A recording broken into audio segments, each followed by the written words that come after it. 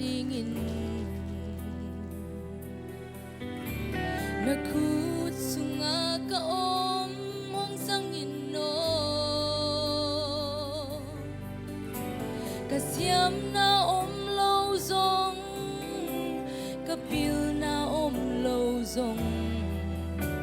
kanun na tual niam zong hong sangin no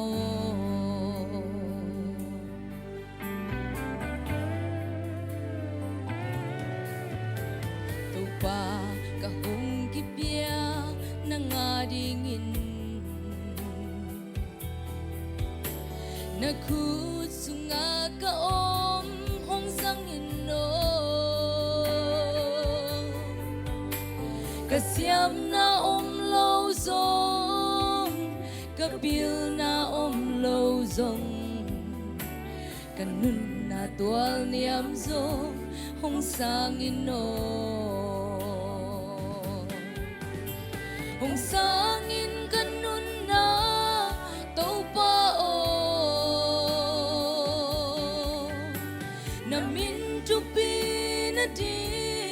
hon sangin kahina bang bangin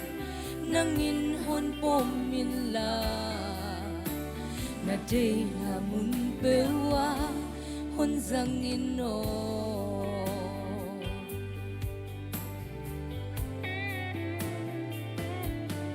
man ding lo kahi zongin hoi ding nag zina beu hong koi belaya sek pa in na day bang abol bang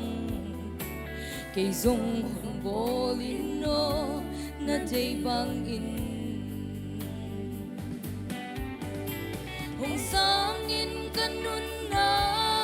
tau pa o na min chupi na din hon sang in kahina bang bang in nang din hon pomin la na day na mun pewa hon sangin no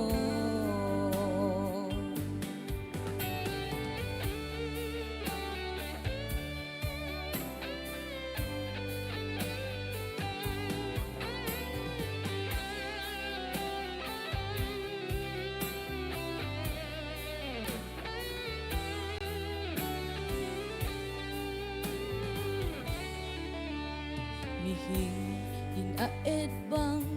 hong yellow mihing in atel bang hong telo nangin na halaw de nangon na tel zo ahalaw kay mazo hong sangin hong sangin kanun na tau pa o na min chupi na din hon sangin kahina bang bangin nang din hon pomin la na day na mun pewa hon sangin hong sangin kanun na tau pa o na min chupi na din hon sangin kahina bang bangin nang tin hon bom min la na de na mun bewa hon sang ino